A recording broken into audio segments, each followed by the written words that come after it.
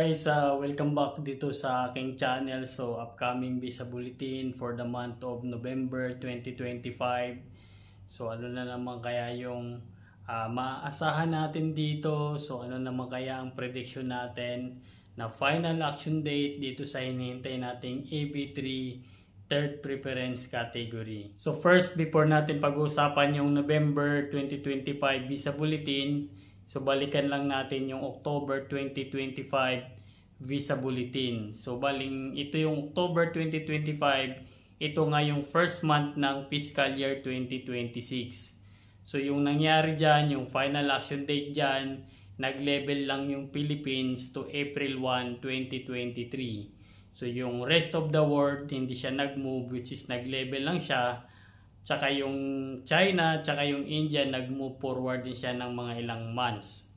So yun nga, medyo critical tayo ngayon dahil first month pa lang ng fiscal year, which is yung October, hindi na agad nag-move yung final action date kung pagbabasihan natin yung rest of the world chargeability. So nag-stick lang siya doon ng April 1, 2023. So ngayon, kung pag-uusapan natin yung November 2025 visa bulletin, bali pang second month pa lang ng fiscal year 2026, ito na yung question yan, kung ano kaya yung magiging final action date na darating nitong November 2025. So bali kung pag-uusapan man lang natin, sana mag-move pa itong November 2025 kasi nga panibagong visa issuance na naman itong fiscal year 2026, so may another visa allotted na naman dito for fiscal year 2026.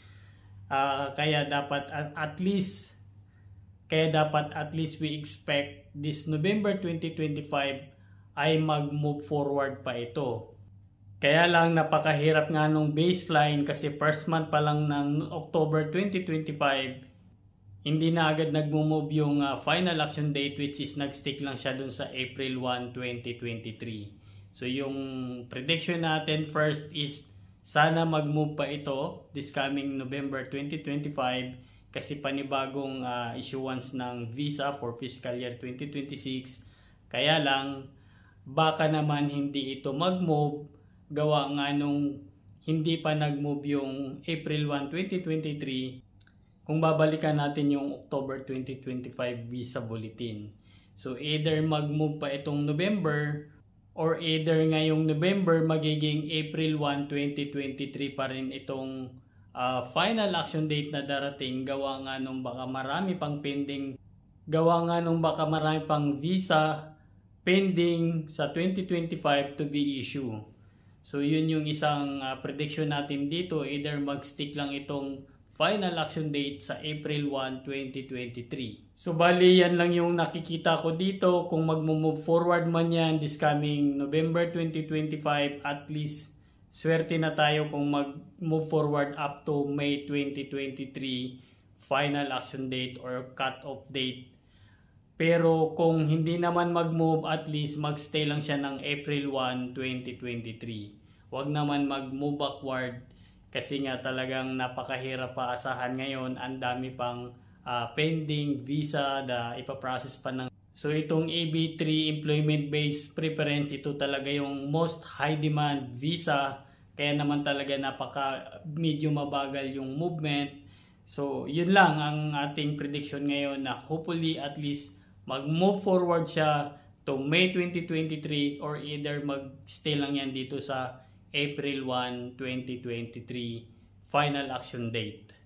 So yan lang yung update natin ngayon guys. So antabayanan na lang natin. So how many days na lang ipopost na yan dito sa website.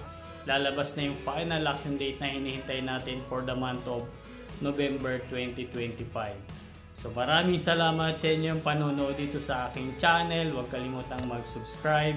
Hit the button below para updated ka for the next video. See you next time guys. Bye bye.